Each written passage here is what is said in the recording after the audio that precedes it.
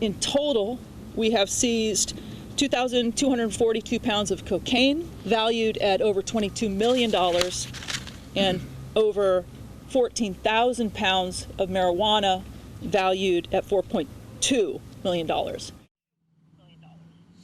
Now, when you look at the video and you get an idea of what effort it took to build this tunnel, it makes you think this thought: tremendous demand for drugs in this country, that the smugglers would go to these extents, to make these tunnels, and there's probably more of them out there. But once again, the longest drug tunnel ever discovered between California and Mexico. In Chula Vista, John Soder, McKay, USA News. Wow, that is truly incredible. John, thank you.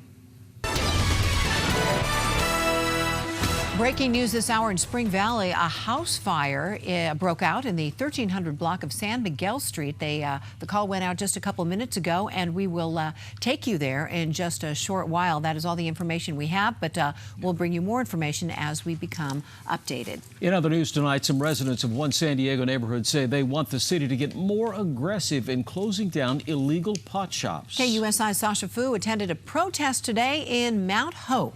Sasha? Alan and Sandra, it is April 20th, and that is 420, and in some communities, well, this day has become a kind of celebration of marijuana use.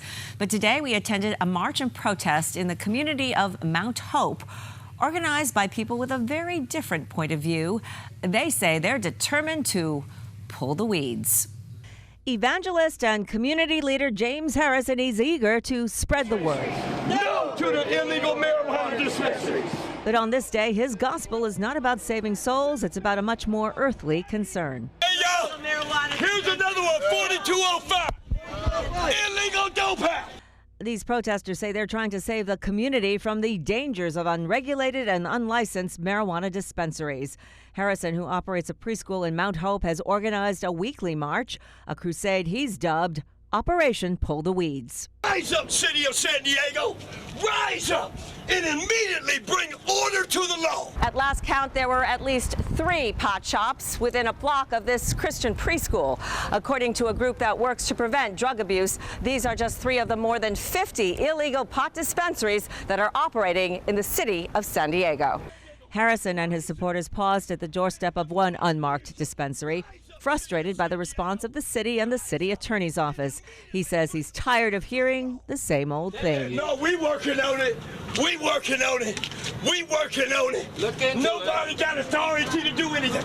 Even the police have come in here, undercover agents, confirmed they're illegal.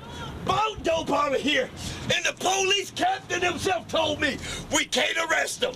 Across the street, spectators standing outside a second unmarked dispensary signaled their disdain for the protesters. Some were very vocal. Everybody smoke weed, everybody use coca, everybody use different droga. This is an illegal storefront. Marijuana, no kill nobody, I'm 63 years old. Amid the shouting, this man, a patient at one dispensary, wanted to know just why these shops are under attack. You need a permit. A permit to sell pot? That's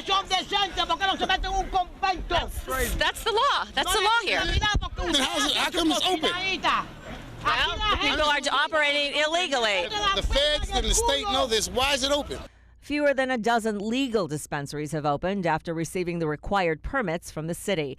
But in the meantime, scores of these illegal storefronts stay open.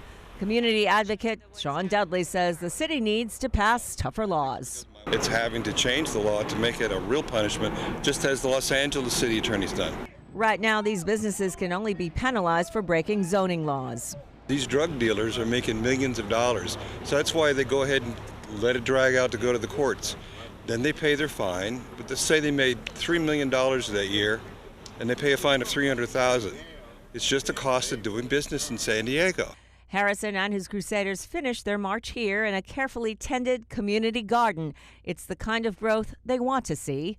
Have kids out here, they'll learn how to garden, but then 2 blocks away you got people who are really evil. To maintain the beauty of this neighborhood and this community, they say someone needs to pull the weeds. These people who sell these drugs want to destroy this neighborhood. They don't care about this neighborhood. Community is our guard. And to be clear, James Harrison and the other protesters say they are not against the legal distribution of medical marijuana, but they do want the city of San Diego to take much stronger action to close down the operators who have no other purpose than to profit from these black market sales. Today, the city attorney indicated that he might be open to changing the existing ordinance and, in fact, making it tougher. So how does it, the laws differ in Los Angeles County versus San Diego County? Are they tougher there? Yeah, one advocate was saying maybe we should follow the model that's been set in LA, and they have made this a criminal offense. So if you have an illegal dispensary operating, the police can arrest the operator.